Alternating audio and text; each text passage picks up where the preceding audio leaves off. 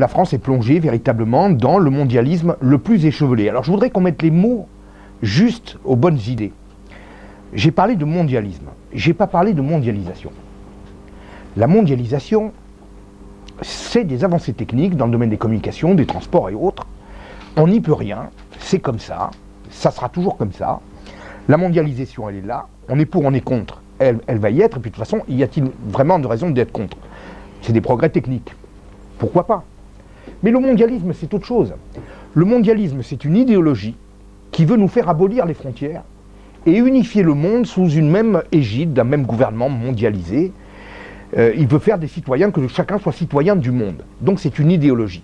Et c'est une idéologie qui se cache derrière la mondialisation. Elle se cache derrière la mondialisation qui, encore une fois, est une avancée technique pour se rendre en fait inéluctable. Invisible et inéluctable. Et vous voyez bien, on ne pourra pas l'éviter. C'est comme ça, c'est la marche du monde. Or, on pourrait faire autrement que le mondialisme, sauf que c'est l'idéologie dominante qui s'est imposée dans tous les cercles des élites, à la fois économiques et politiques. Pourquoi je vous dis que le mondialisme s'est imposé, et pourquoi je vous dis bien que c'est une volonté politique? Le mondialisme, il a étendu son emprise à partir des années 90, à la chute du mur de Berlin. Tout simplement parce que le monde communiste, qui représentait à peu près la moitié de la planète, a disparu et a ouvert des possibilités pour que le capitalisme marchand se déploie. Et qu'est-ce qu'on a fait à ce moment-là? Mais très très vite. Très très vite. La fin de l'Union soviétique, c'est 1991. Eh bien, dès 1992, on lance auprès du GATT, qui était l'instance de régulation du commerce mondial, un cycle de négociation qu'on a appelé l'Uruguay Round et qui a abouti à la création de l'OMC en 1993. Et ce cycle de négociation, il avait pour but d'éliminer toutes les barrières douanières dans le monde. Et pourquoi? Ça a été explicité. On va vous dire que je fais des complots, on complote, on a des idées noires, etc. Non. L'Uruguay Round, donc ce cycle de négociation, avait pour préambule les mots suivants: priorité aux économies du tiers-monde. Il fallait que les économies du tiers-monde puissent se développer, et pour que ça aille vite, eh ben, les développer sur le dos des pays occidentaux. C'est ce qui est contenu dans ces principes-là. Et donc on a ouvert le monde complètement au commerce, à la marchandisation, et on a ouvert évidemment le monde aux délocalisations. En vertu d'une doctrine qui est clairement explicitée dans le livre de Fukuyama, la fin de l'histoire est le dernier homme. À la chute du mur de Berlin, Fukuyama nous explique que l'Occident, les valeurs de l'Occident n'ont plus de concurrents, que l'Occident a gagné, et que pour assurer la paix perpétuelle, il faut que les peuples du tiers-monde puissent accéder au niveau de vie des Occidentaux, le rock, le cinéma hollywoodien, les jeans, Coca-Cola, etc. Et pour ça, ben, il faut les y aider avec la mondialisation, avec la fin des frontières et le déploiement des industries européennes sur l'ensemble de la planète, et en particulier dans les pays émergents, asiatiques, mais autres, hein, Amérique latine et autres. Et puis en Europe, on a eu un deuxième versant de cette mondialisation, c'est évidemment l'Union européenne. Là encore, chute du mur de Berlin en 1991, 1992, référendum sur le traité de Maastricht, mise en place de l'Union européenne, ouverture complète des frontières. C'est à partir du moment où l'Union soviétique a éclaté que l'Union européenne s'est vraiment renforcée d'une manière qui allait bien au-delà de son périmètre précédent. Donc, avec ce système mondialisé, qu'est-ce qui se passe? La France se trouve placée immédiatement en concurrence avec tous les pays du monde. Donc la France, avec des niveaux de revenus, comme on vous l'a dit, SMIC, 1200 euros, charges sociales qui vont avec 800 euros, donc 2000 euros qu'au minimum d'un salarié, on se trouve en concurrence avec la Chine. Aujourd'hui, la Chine, un SMIC, c'est 300 euros. À l'époque, il y a 20 ans, c'était un bol de riz, je dirais. Hein, voilà, excusez-moi. Voilà. Mais avec l'élargissement de l'Union européenne, on s'est trouvé en concurrence avec la Roumanie, la Hongrie, la Bulgarie. Niveau de salaire, 200 euros. Ouverture complète des frontières. Et on vous parle d'une Europe sociale. Mais quelle bonne blague! Comment voulez-vous faire une Europe, même pas du social, qui respecte le niveau de vie des gens déjà tel qu'il est, quand vous placez l'ouvrier français en concurrence avec l'ouvrier roumain qui est payé 200 euros? Et mieux encore, c'est pas tout d'ouvrir les frontières. On vous met la possibilité, avec la directive travailleurs détachés, d'embaucher des Roumains sur place, en toute légalité et au tarif roumain au niveau des charges. Au niveau des charges. Donc vous n'allez quand même pas me dire que la mise en concurrence et en fait, en réalité, la démolition de la classe ouvrière française et de la classe salariée française des employés n'est pas organisée. Elle est inscrite dans les traités, dans les directives européennes. Elle est voulue. On va au-delà de la simple ouverture des frontières. On impose même pratiquement, enfin on donne la possibilité d'embaucher des Roumains au tarif roumain sur place. Tarif des charges sociales, j'entends bien, hein, qu'on ne me reproche pas de... Mais enfin, ça fait quand même une sacrée différence. Et d'ailleurs, vous avez aujourd'hui, en France, si on prend les chômeurs, toutes catégories, 6 millions de chômeurs, il y a quand même 500 000 travailleurs détachés sur le territoire français. Travailleurs et détachés, parfois embauchés par des sous-traitants de l'État qui construisent des prisons ou des réseaux RATP. Vous voyez? C'est-à-dire que l'État lui-même embauche des salariés détachés, pas lui directement, mais par le biais de ses sous-traitants. Je ne sais pas si les contrôles sont aussi stricts à ce niveau-là que ça peut l'être. Voilà. Donc, concurrence échevelée, dumping extraordinaire pour un pays, la France, qui est le plus socialisé, le plus fiscalisé de tous les pays de l'Occident. Donc, on plonge la France et on l'oblige, et vous écoutez les politiques, on vous dit c'est comme ça, on ne peut pas faire autrement. On vous oblige à plonger dans cette concurrence démentielle en étant lesté des pires handicaps que sont le socialisme, le fiscalisme, la bureaucratie, les charges sociales. Comment voulez-vous qu'on s'en sorte? Il n'y a aucune chance qu'on s'en sorte. Vous voyez, c'est l'échec assuré de notre économie, c'est l'échec assuré. Et les Gilets jaunes, j'entends le débat, les Gilets jaunes le ressentent, ils l'expriment, je ne sais pas s'ils ressentent, je pense qu'ils ressentent ce que je suis en train de dire. Ils ne peuvent pas mettre les mots, ils ne peuvent pas l'expliciter de la même manière, mais ils le ressentent. Et j'espère qu'ils ressentent que ces fameux débats bidons qu'on nous installe depuis un mois, où on va parler de tas de choses, ah oui, il faut baisser de 1%, la taxe sur le gaz, l'électricité, tout ça c'est du blabla. Il faut sortir la France du logiciel mortifère dans lequel on nous a plongé depuis 25 ans. Tant qu'on sera dans ce logiciel-là, vous pourrez faire ce que vous voulez, on ne va pouvoir faire que partager la misère, et pas relancer la croissance, relancer l'activité, remotiver les gens, remettre les gens au travail, en leur donnant des bons salaires parce qu'on a la possibilité de le faire. Voilà. Tout ce que j'entends depuis un mois dans ce débat, ce n'est que du blabla, c'est de l'enfumage. Voilà, je vous le dis. Alors, comment tient l'économie française depuis tout ce temps? Alors, je vous l'ai dit, c'est les déficits, la dette. Et l'économie française, en réalité, aujourd'hui, plus que toutes les autres économies occidentales, qui sont pourtant touchées par ce défaut, l'économie française, ce n'est plus une économie de production. C'est plus une économie d'exportation, d'industrie. C'est une économie qui est basée sur la consommation. Consommation entretenue par les déficits. C'est-à-dire, en fait, on vous donne de l'argent pour aller dans les supermarchés, et puis blabla, etc. Et voilà. Et puis, elle est dépendante des échanges internationaux, qui aujourd'hui représentent 35% du PIB de notre pays. Il y a 30 ans, c'était 20%. Et donc, ce mondialisme qui nous handicape, on va avoir du mal à nous en débarrasser. C'est une espèce de nasse qui nous emprisonne et qui nous borne et qui petit à petit nous restreint.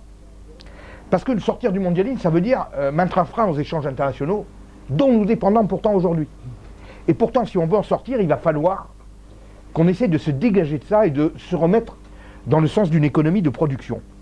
Donc on est enfermé dans cette espèce de prison mondialiste, et pour en sortir, ça va être très douloureux, et les gouvernements qui vont vouloir le faire vont devoir vraiment préparer les Français à passer des années très difficiles. Je vais vous prendre un exemple très simple.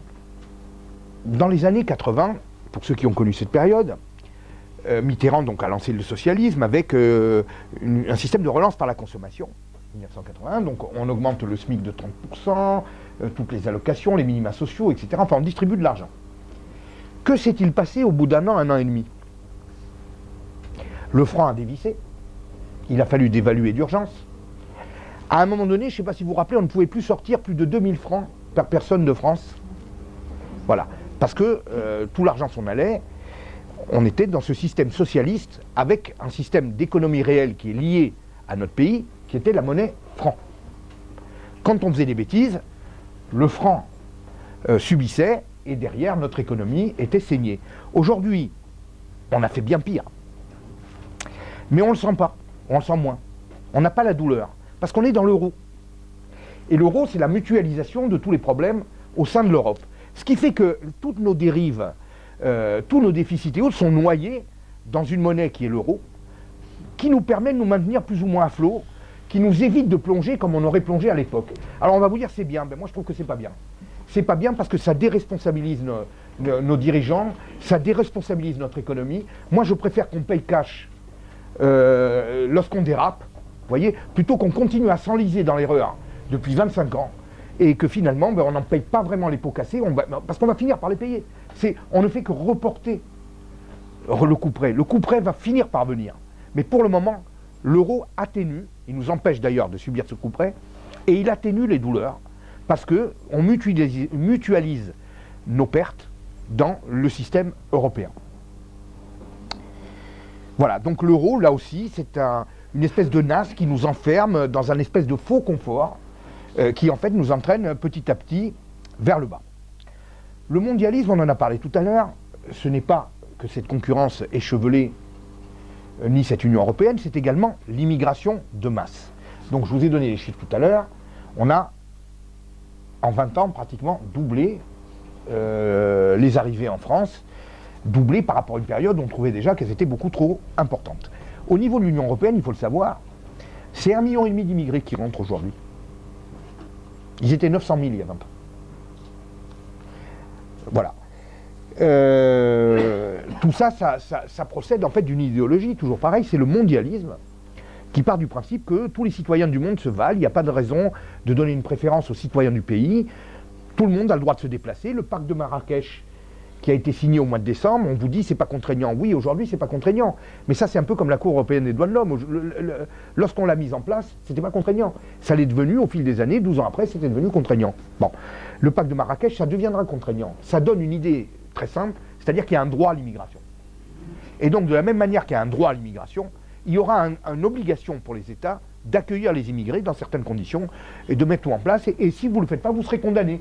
Alors, la condamnation, ce ne sera pas l'année prochaine ou dans 2 ans, ça mettra 10 ans. Mais petit à petit, ça viendra. Et tout ça, ça part encore une fois de l'idéologie mondialiste. Et cette idéologie qui se répand, elle provoque une flambée de l'immigration de masse depuis 2010. Parce que, je vais vous dire, on vous dit, oui, il y a l'immigration, c'est normal, il y a des conflits, etc. etc. Enfin, les conflits, la grande masse des immigrés qui arrivent ne viennent pas de pays en conflit. Ça a été peut-être le cas au début de la guerre en Syrie, mais ce n'est pas le cas. Vous avez beaucoup de pays, par exemple, comme le Ghana, qui sont même des pays émergents, avec des forts taux de croissance, et pourtant c'est l'un des principaux pourvoyeurs de migrants qui arrivent sur nos côtes. Le Ghana, le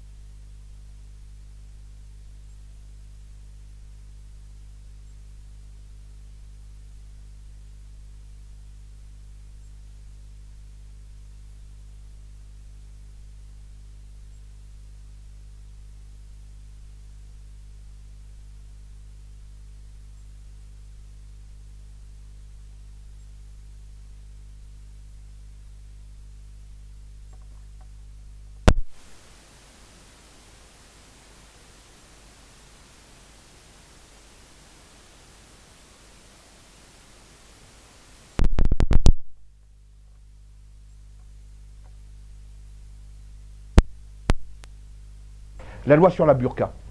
Donc en France, on a pris une loi pour interdire la burqa. La Cour de justice de l'ONU l'a décrétée illégale. Elle nous impose de revenir dessus.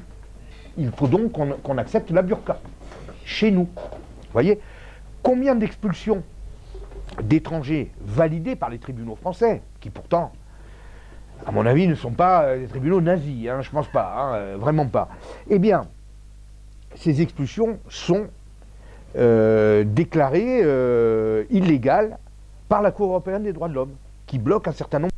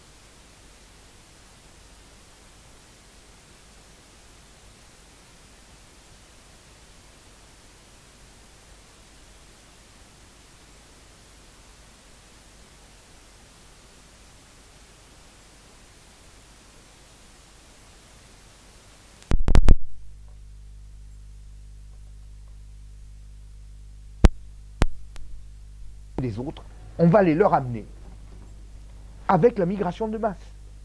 Et là, ils vont devoir se pencher sur les problématiques du monde et on va les obliger à faire ça avec l'immigration de masse. Donc c'est pas moi qui le dis, c'est M. Sutherland, il était bien placé pour mettre en œuvre sa politique, il était haut commissaire aux migrations de l'ONU. Vous voyez? Donc il n'y a pas de complot, il n'y a rien du tout, c'est une politique voulue qui essaye de pousser à la migration à la fois du côté des migrants, du côté des trafiquants, et puis désamorcer les capacités de résistance des pays occidentaux. Alors ce mondialisme, qu'est-ce que ça donne? Eh bien ça donne du chômage, puisqu'il y a des délocalisations. Ça donne des salaires tirés vers le bas, puisque les ouvriers français sont en concurrence avec tout le monde, puisqu'ils sont en concurrence avec les travailleurs détachés de l'Union européenne, ils sont en concurrence avec tous les migrants qu'on fait venir et qui travaillent au noir, ça tire tous les prix vers le bas et les salaires vers le bas. Et puis, ils sont plongés dans un système communautariste dont on voit les effets aujourd'hui. On en parlait il y a 20 ans. Quand on en parlait il y a 20 ans, on nous disait bah, vous êtes des malades, vous voyez les choses en noir, vous avez des scénarios catastrophes, etc. Mais aujourd'hui, on voit bien la réalité. C'est qu'il y a des communautés qui vivent séparément et qui ne partagent plus les choses en commun. Et dans certaines parties de la France, l'islam passe avant les lois françaises, la République française. Voilà. Il y a plus de 35% des musulmans qui vous disent que la charia est plus importante que la Constitution française. Donc on n'a plus ce consensus autour des valeurs. Nos nations n'en sont plus vraiment, puisque vous avez une partie de la population qui ne veut plus obéir aux lois, et aux règles et au sens commun. Et puis, cette mondialisation, elle a une autre facette qu'on voit moins, mais qui est là aussi mortifère, et qui explique pourquoi nous avons les gilets jaunes. Alors, je ne l'ai pas dit, hein, mais au niveau de l'immigration, vous avez bien compris, là encore, le problème est partout. Mais enfin, en France, on est numéro 1. Hein. Numéro 1. Hein. Pas plus tard qu'hier, je regardais des statistiques. On est le pays qui a le plus de musulmans de toute l'Europe occidentale. Bien. On est le pays qui a le plus d'immigrés. Je précise qu'en plus, ces statistiques masquent une politique de naturalisation excessive qui a été pratiquée à partir des années 80 sous Mitterrand, qui, par ce biais-là, a réussi à trouver un électorat de substitution aux ouvriers et aux employés français qui ne voulaient plus du socialisme. Donc, pourquoi les gilets jaunes en France? Eh bien, également parce que l'immigration atteint en France des degrés qui sont inconnus ailleurs. Dernier problème, mais essentiel, qui vient avec la mondialisation et qui véritablement persécute et martyrise le peuple français, la financiarisation de l'économie. Dans les années 90, c'est un gouvernement socialiste, celui de M. Bérégovoy, qui était ministre des Finances, puis après Premier ministre, qui dérégule la finance. Dérégule la finance, ça veut dire qu'il autorise les banques à faire du crédit sans avoir les barrières d'encadrement qu'il y avait avant. On libère la spéculation financière, on autorise la création de produits dérivés qui ne sont basés sur rien. Donc on alimente la spéculation financière. Et ce sont trois éminentes personnalités socialistes qui ont œuvré non seulement à l'échelon français, mais à l'échelon international, à la financiarisation globale de l'économie mondiale. Ces trois personnalités, c'est Jacques Delors, Michel Candesus, qui était président du FMI à l'époque, et M. Sharansky, qui était un haut fonctionnaire de l'OCDE, et qui, avec Pierre Bérégovoy, ont participé à la financiarisation de l'économie. Qu'est-ce que ça a donné comme résultat? Eh bien, il y a une mutation du capitalisme. Avant, on avait un capitalisme industriel. Le capitalisme industriel, il requérait des valeurs, l'épargne, le travail, la patience, des projets de long terme. Depuis cette financiarisation de l'économie, ben tout ça, on appelle ça le capitalisme à papa. Maintenant, le vrai capitalisme, celui d'aujourd'hui, c'est la spéculation effrénée à court terme, qui change complètement les valeurs qui étaient requises pour arriver à gagner de l'argent. Aujourd'hui, c'est l'instantanéité, la dextérité financière, l'esprit de rapacité et la jouissance immédiate. Les entreprises françaises, celles qui produisent, les PME, les PMI, mais même parfois des très grands groupes, des fleurons, comme Péchinet et Eugène Kuhlmann à l'époque, ou Alstom, en font les frais. Elles sont démembrées, démantibulées, revendues, elles n'existent plus, terminées. Ce qui a mis des dizaines d'années à se construire est balayé en quelques années par la spéculation financière internationale. L'économie productive, celle qui embauche, qui emploie des travailleurs, elle est devenue la marionnette des banques, des fonds de pension, des fonds souverains, des hedge funds, des pirates de la finance internationale, qui placent leurs pions là, qui les enlèvent de là, qui se désengagent du jour au lendemain d'une entreprise, non pas parce qu'elle n'est pas rentable, mais parce qu'il y a une entreprise à côté qui est plus rentable que celle-là. Donc on enlève l'argent là, terminé, on t'étouffe, tu n'as plus besoin de rien, tu n'as plus qu'à fermer, et on met l'argent sur une autre entreprise parce qu'elle va produire des rendements de 2 ou 3% supérieurs. Donc, notre secteur productif, celui qui embauche, est le jouet de la finance et de la spéculation internationale. Voilà. Et donc, depuis 20 ans, vous l'observez, vous lisez à longueur de journaux, nos salariés, nos chefs d'entreprise, nos agriculteurs sont sous l'épée de Damoclès de la finance internationale. Et cette finance internationale, eh bien, les socialistes n'en sont pas responsables, mais en tout cas dans notre pays, c'est bien eux qui ont œuvré à ça. Et j'ajoute une autre chose, c'est qu'en maintenant le niveau de charge qui est maintenu, ils coulent l'économie productive. Et ils rendent la rapacité de la finance internationale, ils facilitent la tâche à la rapacité de la finance internationale. Pourquoi? Parce que la finance internationale ne paye pas ces charges-là. Quand vous voyez des commerces dans Paris, et vous tous, vous vous rappelez les rues de Paris d'il y a 20 ou 25 ans, tous ces petits commerces qui ferment parce qu'ils n'arrivent plus à payer leurs charges, par qui ils sont rachetés? Par des banques, par des compagnies d'assurance, par des chaînes internationales. Voilà. Et le jour où ça ne marche plus, ben on ferme, on va dans un autre pays. Et ça, c'est la conjugaison du socialisme et du mondialisme qui en est la cause. Observez bien, il y a 30 ans, les milieux économiques, les milieux financiers, ils votaient pour Reagan, ils votaient pour Thatcher, ils votaient pour ces gens-là. Aujourd'hui, ils votent Macron. Pourquoi? Mais parce que les charges, le socialisme, c'est pas pour eux, c'est pour les autres. C'est pour nous tous qui sommes là, qui avons nos petits fonds de commerce, nos terres pour ce qui est des agriculteurs, nos entreprises ici. Eux, ils ne payent pas. Le socialisme, ça les arrange. Ça permet de broyer toute l'économie productive et vivante des pays et de racheter tout à la casse derrière. Mesdames et messieurs, je vous remercie.